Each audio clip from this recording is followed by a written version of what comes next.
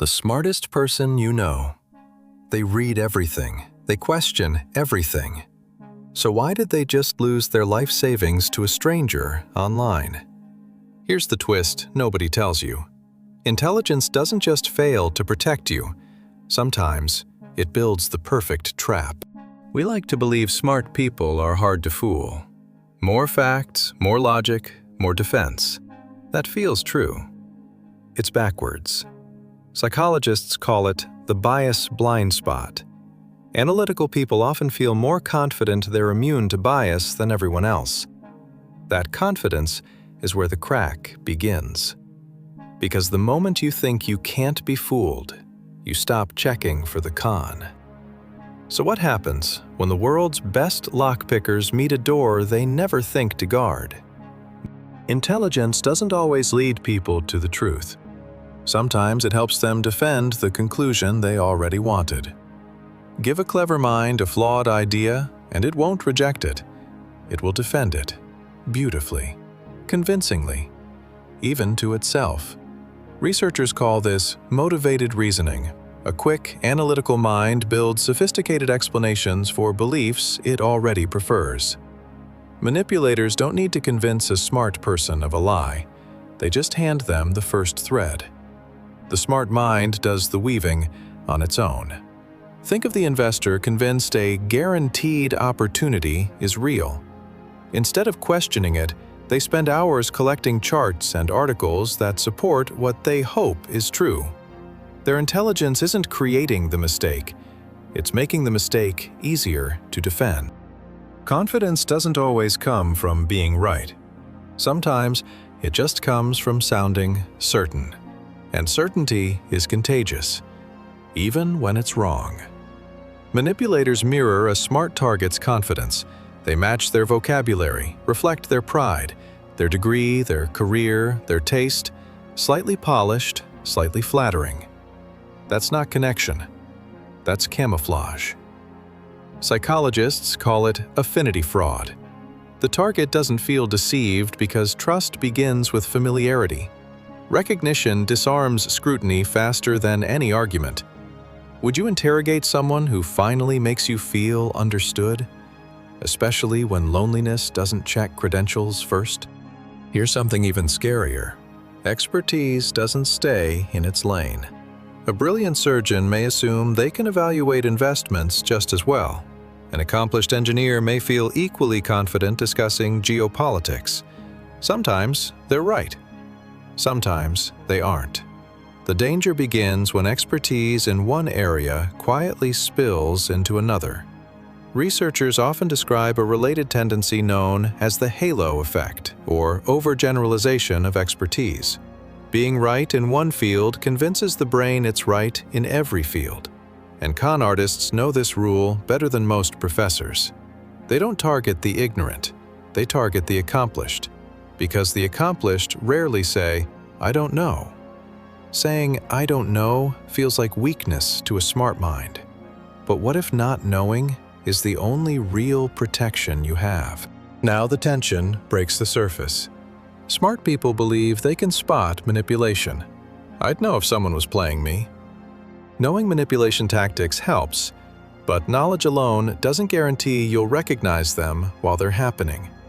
It's called the illusion of control, the belief that awareness equals immunity. But awareness of manipulation tactics doesn't stop them. It just changes which tactics work. Manipulators don't use crude tricks on clever people. They use identity, ego, belonging. They make the target feel chosen, special, in on the secret. And a smart person, flattered by being seen as smart, lowers their guard exactly when they should raise it. What does it cost you when the trap is built entirely out of your own self-image? Here's the cruelest part of the illusion. The more someone studies manipulation, the more invincible they feel. They read the books, they learn the terms, gaslighting, love bombing, framing, and that knowledge becomes its own kind of armor, the fake kind. Because knowing a tactic exists is not the same as recognizing it in the moment. In the moment, It never looks like a tactic. It looks like a compliment, an opportunity, a connection that finally makes sense. The label only appears afterward, in hindsight, when the damage is already done. So the real question isn't whether you know the playbook. It's whether you'd recognize the play while you're still on the field. Here's a fact most people get completely backwards. Even highly intelligent people aren't immune to social proof. In some situations, their reputation can actually make social pressure more powerful. Why? Because they've been rewarded their whole lives for being right in front of others. Their reputation is currency. So when a manipulator builds fake consensus, fake reviews, fake experts, fake urgency, a smart person doesn't ask, "Is this true?" They ask, "Would agreeing with this make me look foolish?" And the fear of looking foolish is stronger than the fear of being wrong. That's not a flaw in intelligence.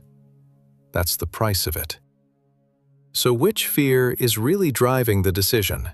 The fear of being wrong or the fear of being seen as wrong? You'd think this only happens to strangers online. It doesn't. Look closer and the pattern shows up everywhere. A respected executive signs one questionable document because everyone else already approved it. Months later, another. Then another.